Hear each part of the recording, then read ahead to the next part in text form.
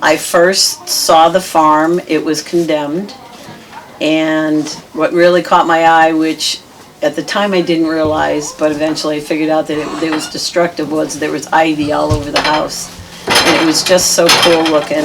I was looking to do rescue of animals. I'd started to foster some dogs, but I really wanted to do horses because I feel that they're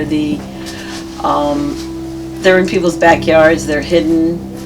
It's not like a dog or a cat that they have out tipping over people's garbage, getting into trouble. They're just out of sight, out of mind to people. And I realized that there was definitely more and more of a problem. Bonnie Jean paired me up with this guy, Mr. Ozzy, and we have been kind of inseparable ever since. He is my buddy.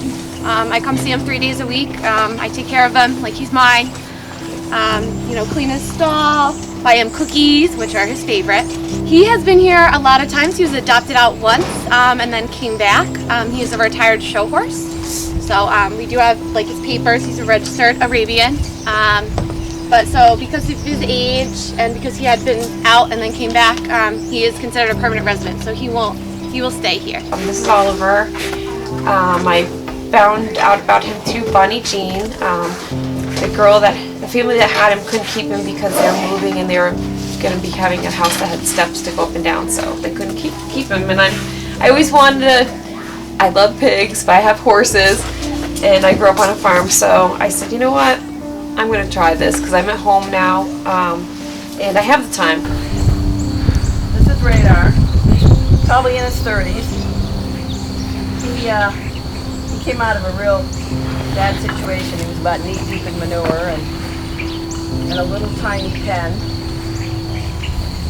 And this is Tito. Tito came to us quite a long time ago. They both, because of their lifestyle, and they've foundered a couple times and things like that throughout their life, they have problems with their feet. So the vet said it was best if we just keep them here. The barn, what happened was those few bad winters that we had, it actually stayed standing, but what happened was this past winter, it was just finally started to shift and start leaning to one side, and it was definitely getting to be where it would be a danger, so we had to tear it down. This new barn will finally be our dream barn, in the sense that it will be just strictly for the rescues who have more of the problems.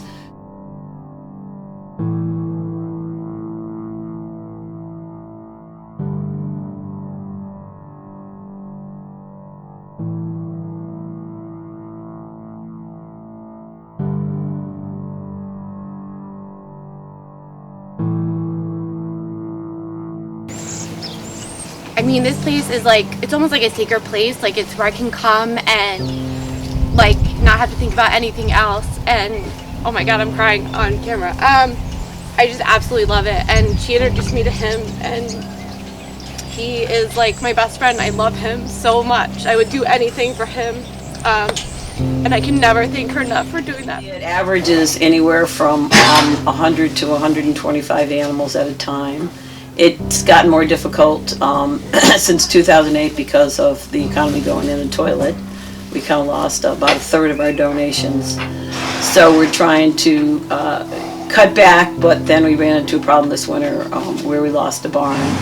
And so right now we're definitely struggling to place more horses to be able to, because we don't have quite enough room. With all of the animals, what amazes me is, in a lot of our cases, it's either human ignorance, like they don't know how to take care of them or whatever, or sometimes it's just we come across real just downright mean people. But that the animals are so forgiving. We've had some horses come into us. We had one that had been beaten with a toe chain. She had scars all over her, and it just absolutely amazed me that she trusted us enough to be able to do the things that we could do with her. Can you, real quick, can you tell me what happened to your foot again? Oh yeah, well, over the years my feet have gotten stepped on several times and dropped bags of grain or whatever, and then the joint behind the big toe it was to the point where there was so much calcification and spurs, and there was no cartilage or anything between the bones.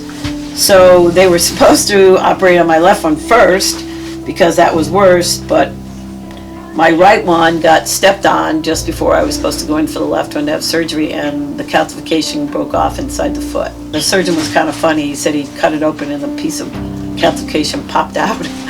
But so then I have to have the left one done next, and the pain was just... Are you supposed to be on your foot?